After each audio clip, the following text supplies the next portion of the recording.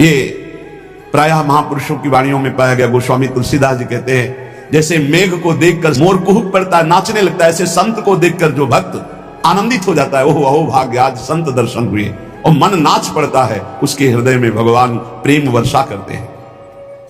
हमारा चित्त बस दो ही जगह लगने लगा, कथा कीर्तन और संत जन। परहित की बात आती तो शरीर की परवाह न करके दूसरों की सेवा करने में बड़ा सुख मिलने लगा। मेरी अवस्था देख करके जो मेरे स्वजन है उनको अच्छा नहीं लगा। नहीं लगेगा अच्छा, एक एक बात बैठा लो। कई लोग शिकायत करते हैं, परिवार के लोग हमसे ठीक से बात नहीं करते, हमारा उपहास करते हैं। आपका क्या, बड़े महापुरुषों का क्या?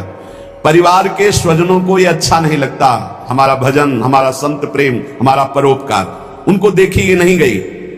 भाई बंद, स्त्री, ये सब हमारा जो ये भाव है इसके विरुद्ध करने लगे। ग्रह प्रपंच में आसक्त जन मेरे भाव का विरोध करने लगे, मुझे निषेध करने लगे। संत दर्शन, संत सेवा, कीर्तन, भगवत कथा, ये स्वयं उनके वचन है। मैंने अपने हृदय में निश्चय कर लिया था, कठोर हृदय बना लिया था, हर दुख सहूंगा पर अब पांडुरंगा को नहीं छोड़ूंगा, अब विठ्ठल को नहीं छोड़ सकता। किसी की कोई भी परवाह ना करके, घर परिवार के लोग इतना प्रपंच किए, मैं किसी की बात नहीं सुनता। पकड़ो बात, बिल्कुल ये सोधी हुई बात इसीलिए सुना रहा हूं कि प्रायः हर भक्त के जीवन में ऐसा ही होता है जो सच्चाई से चलता है। घर प्रपंच की बातें मेरे को बहुत सुनाई गई, बड़ा विरोध किया गया, पर मैंने निश्चय कर लिया, हृदय कठोर बना लिया, इस जन्म में अब भगवान को नहीं छोड़ूंगा। फिर मेरे मन में आया कि जड़ मूल से इस प्रपंच को उखाड़ फेंकूंगा। अब तो जब हमारे परिवार के जन हमारा विरोध करते तो मैं ना देखता ना उनकी बात सुनता और जोर जोर से कीर्तन करता। करो विरोध, कितना करोगे? राम कृष्ण हरि, जय राम कृष्ण हरि, जय विठ्ठल, जय विठ्ठल। जित अब वो निंदा करें, वो उपहास करें, वो भगवत कीर्तन कर रहे, जड़ से उखाड़ फेंकूंगा इस प्रपंच को। स्वजन अपनी ओर खींचते और विठ्ठल अपनी ओर खींचते, यही चलता है साधक के। एक तरफ भगवान का आकर्षण, एक तरफ माया का आकर्षण, पर हमने भगवान की तरफ, परमार्थ की तरफ कदम जोर से बढ़ाए। अब साधक का यह निर्णय है कि तुम माया के आकर्षण में जाते हो या प्रभु के आकर्षण में।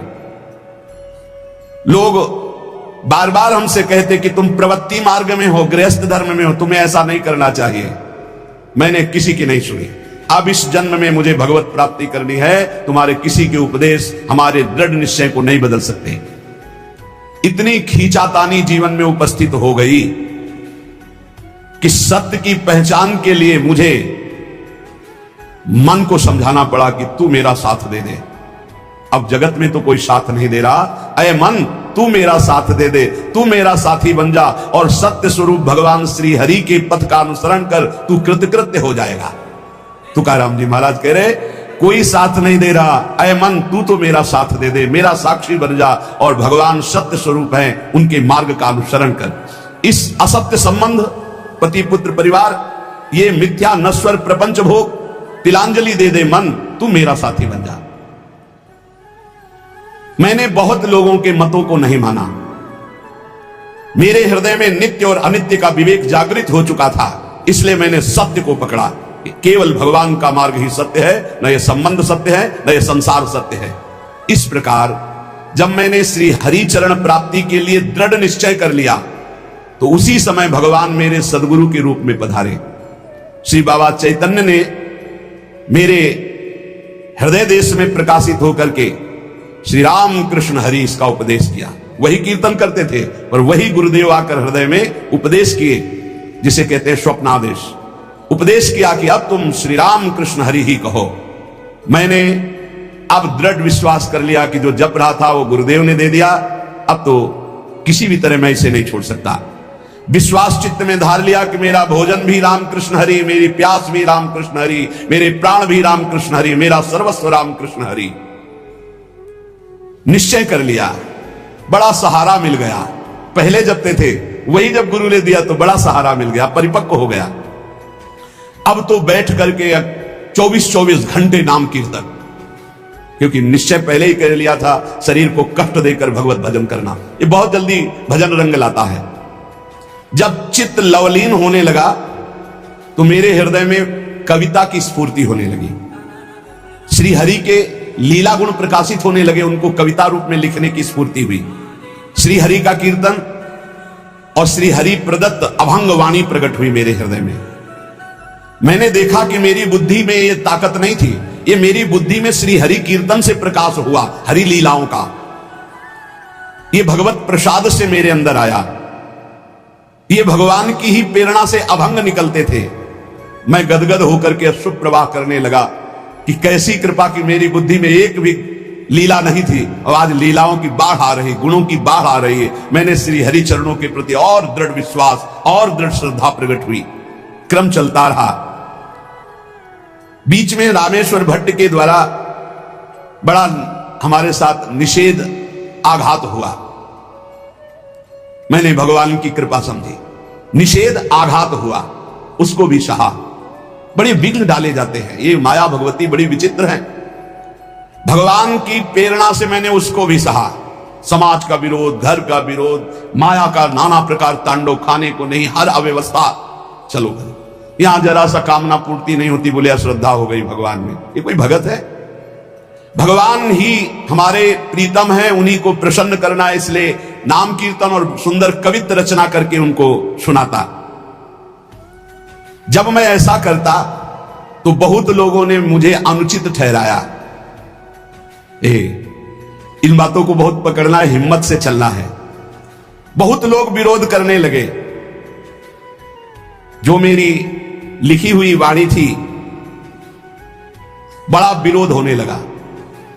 इस विरोध से मेरा चित्त यूं दुखी हुआ कि हे हरि, आप प्रेरित करते हो, सो मैं लिखता हूं, सो मैं गाता हूं, फिर ये विरोध क्यों? जब मुझे लगा कि मेरे हरि ही नहीं चाहते हैं, तो जितने अभंग रचना की थी सबको लेकर के इंद्रयाणी नदी के दह में जाके डुबो दिया। विरोध कर रहे, भगवान के द्वार पर जाकर के, विठ्ठल भगवान के द्वार पे न खाना न पीना, उदास बैठ गया। आप तो ही वाणी प्रकट करते हो, आप ही अभंग लिखाते हो, फिर इतना विरोध करवा दिया, जाके इंद्राणी में डुबो दिया बाड़ी जी को। अब दर्शन करने वाले तो दर्शन करके चले जाते, ठाकुर जी का शयन हो जाता, फिर ठाकुर जी का मंगला प्रभात दर्शन होता, फिर ऐसे कई दिन व्यतीत हो गए, न खाना न पीना और चुपचाप द्वार पर बैठे रहना। दया आई पांडुरंगा को और साक्षात प्रकट हुए जब कोई नहीं था रात्रि में, वही दरवाजे पे पड़े और कहा कि मेरे भक्त को यह सहना पड़ता है, तुम मेरे प्रिय हो, मैं देखना चाहता हूं तुम कितना सह सकते हो। तुमने सहा, तुम्हारी वाणी जल में नहीं डूबी है, वो मेरी गोद में रखी हुई है। तुमने जल में डाला था, मैंने उसे गोद में लिया है। देखो सारे अभंग ज्यों की त्यों वैसे मेरे पास है।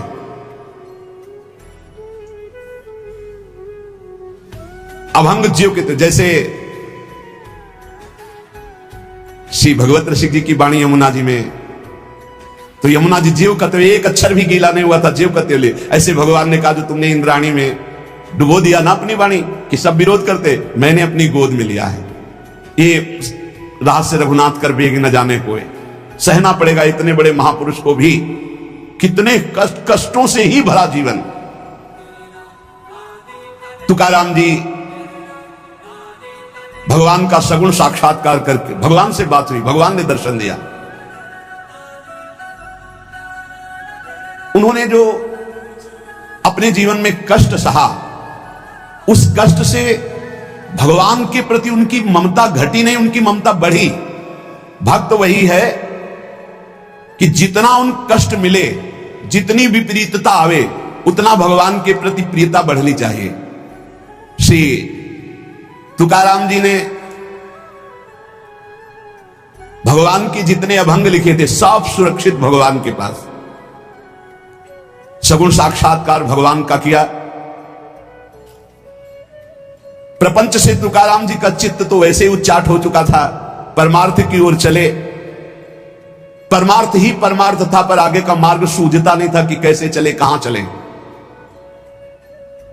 जब कोई भगवत मार्ग में चलता है तो एक ऐसा यात्रा का समय आता है जहां ना परमार्थ सूझता है और ना प्रपंच अच्छा लगता है। प्रपंच से चित्त उचाट और परमार्थ सूझता नहीं है, इस समय अगर उसे महापुरुषों का संग न मिले तो फिर यात्रा में बाधा पड़ जाती है।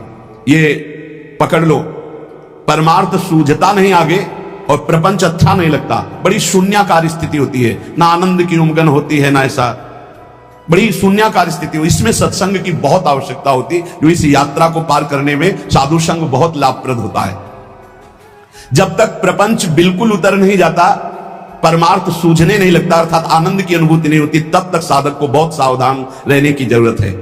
मनोभूमि में जब तक वैराग्य शुद्ध प्रकट नहीं होता, तो उसमें गुरुजनों के द्वारा जो बोया हुआ बीज है परमार्थ का, वो अंकुरित नहीं होता। जब ज्ञान बीज अंकुरित हो जाता है तो जीवन मुक्त होने के लिए प्रबल लालसा जगती है। अब कुछ नहीं, अब तो मैं ब्रह्मबोध प्राप्त करूंगा, तत्वबोध प्राप्त करूंगा, जीवन मुक्त हो जाऊंगा। और जब ये लगन लग जाती तो फिर कोई प्रपंच, कोई नियम, कोई उपदेश किसी का ऐसा नहीं असर करता है कि वो प्रपंच की तरफ ले जाए। अरे आप प्रवृत्ति मार्ग के गृहस्थ के हैं, आपको ऐसा करना चाहिए, आपको ऐसा नहीं करना चाहिए, ये तब तक जब तक ज्ञान का अंकुरण नहीं हुआ। जो जीवन मुक्त महापुरुष हैं, मानवीय दृष्टि से उनको पहचाना ही नहीं जा सकता है। हां, जो मुमुक्ष जन है, वो जो भगवत प्राप्ति करना चाहते हैं, वो इस बात को पकड़ पाएंगे। नहीं तो जो विषयी भोगी हैं, उनको कैसे अच्छा लगेगा कि हमें कष्ट हो और हम भगवान की तरफ चलें। भगवत प्रसाद पाने का अधिकारी वही है जो दुख सहने के लिए कमर कस लिया है। अब कूद पड़ा मैं भगवान के मार्ग में, अब जितना दुख पड़ेगा मैं सहूंगा।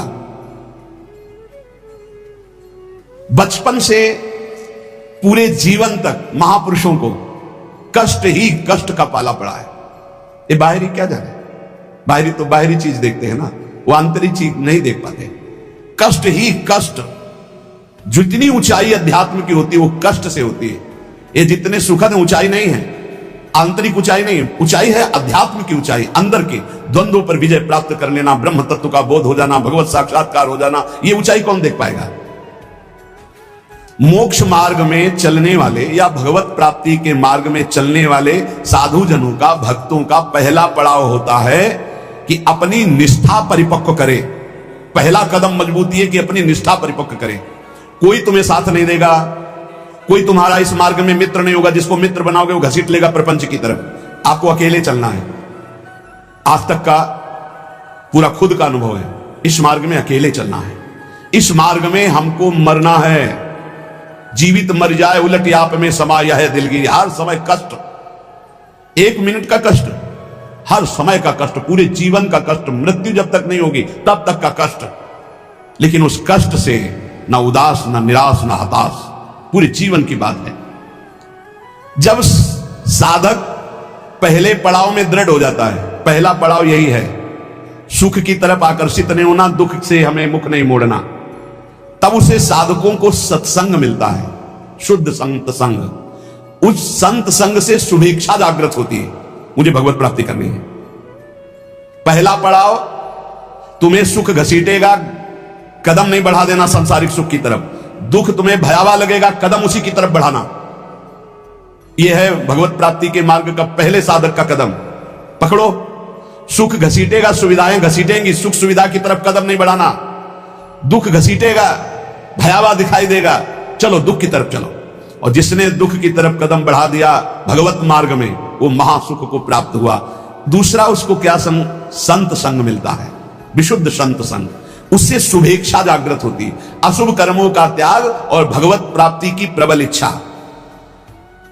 ऐसे पुरुष को प्रापंचिक रिश्ते नातेदारों से बैठकर बात करना, ये सब कुछ अच्छा नहीं लगता। पहला पड़ाव, भोगों की सुविधा मिलेगी उसकी तरफ से ना बोलना है।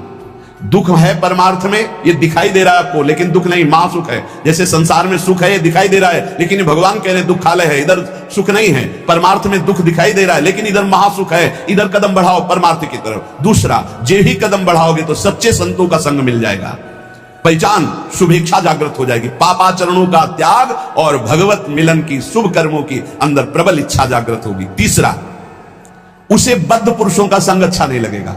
ये रिश्तेदार, नातेदार, सांसारिक भोगों में फंसे हुए लोग, ये अच्छा नहीं लगेगा। भले वो संसार के बीच में रह रहा है, लेकिन उनको इनसे प्रपंच की बातें करना, संसार के लोगों की, रिश्ते नाते की बातें, ये अच्छा नहीं लगता। आंतरिक जब मन का आकर्षण भोगों की तरफ होता है, उस भोगों से मन को जलाते हुए परमार्थ की तरफ चलना है। क्या जाने संसारी पुरुष, इनको तो जब जो इच्छा हुई सो भोग लिया, ये क्या जाने चढ़ाई को, ये तो खिसकते हुए गए नरक की तरफ। और वो जब साधक संभल कर चलता है तब इनको लगता है नहीं नहीं, परमार्थ में इतनी ऊंचाई पर नहीं, भ्रष्ट करने के लिए वो उपदेश देते। तो बद्ध पुरुषों का संग ऐसे साधकों को अच्छा नहीं लगता, उसको अच्छा लगता है भगवत प्रेमी महात्माओं का संग, भगवत मार्ग की चर्चा करने वाले, कैसे हम माया पर विजय प्राप्त करें, कैसे भगवान से अनुराग प्राप्त करें। सजाती संतों का संग अच्छा लगने लगता है, और उसमें संतों के प्रति जो भाव आया उससे सद्गुणों की वृद्धि बढ़ने लगती है। सद्गुण जो भगवान को प्रसन्न करें, सद्गुण जो भगवान की प्रीति प्रदान करें। प्रपंच से पूरा मन हट जाता है उस साधक का।